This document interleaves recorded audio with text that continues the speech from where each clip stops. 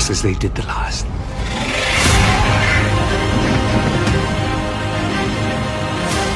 The best fiction, the best drama is about characters. The story of House of the Dragon is a story about very flawed human beings, capable of doing good things, capable of doing monstrous things, capable of courage, capable of cowardice. These are the kind of characters that I love the most.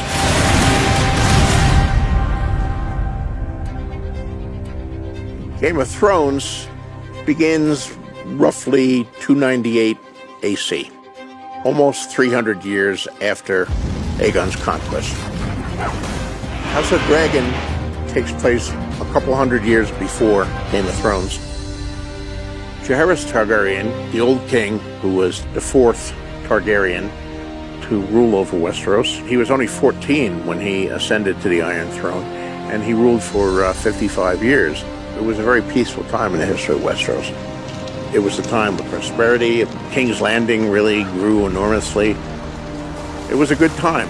Viserys the First, who is the heir that was chosen by the Great Council, when Jaehaerys passes away, he takes over, and he is now reigning over the Seven Kingdoms. There were a lot of Targaryens at that point, and you can see how the seeds of war are sometimes planted in a time of peace. People die, and the sons take over for fathers as lords, and they don't necessarily think they're bound by their fathers' allegiances or decisions or vows. So little by little, the seeds are sprouting. Game of Thrones focused on the Starks and the Lannisters. For House of the Dragon, the Targaryens themselves, the House of the Dragon, are at center, but two of the biggest players in the Dance with the Dragons Civil War are the Valerians and the Hightowers. In terms of history in Westeros, the Hightowers are the oldest. They've been there for thousands of years. Their seat of power is Old Town, which was for many hundreds and thousands of years the biggest city in Westeros.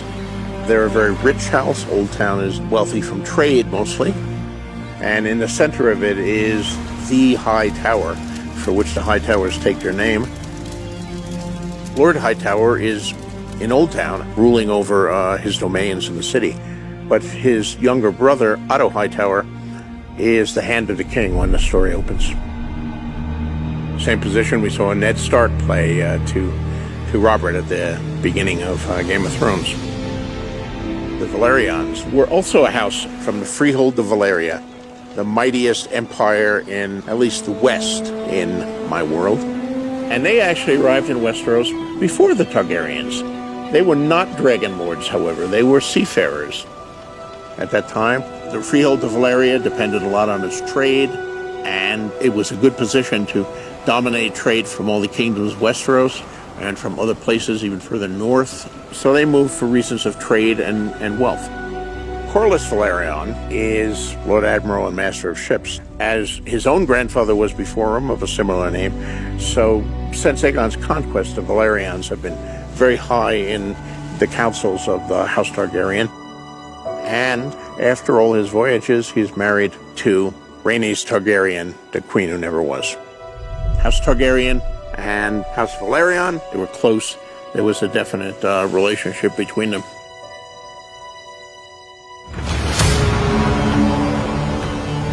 The Targaryens are also an ancient house, but they're not an ancient Westerosi house.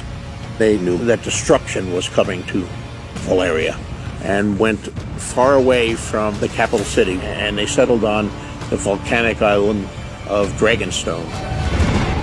They were dragon lords in Valeria. Now, dragons are really formidable, and they can turn the tide of a battle. It flies. It's difficult to hit. It breathes fire, against which most knights and men-at-arms have little or no protection. So if you have dragons, and that's where the nuclear option analogy comes in, you're hard to mess around with. So the dragons and fear of dragons was one of the things that made the Targaryens very secure in their power. Dragons sell is one thing, but The Iron Throne is the most dangerous seat in the realm.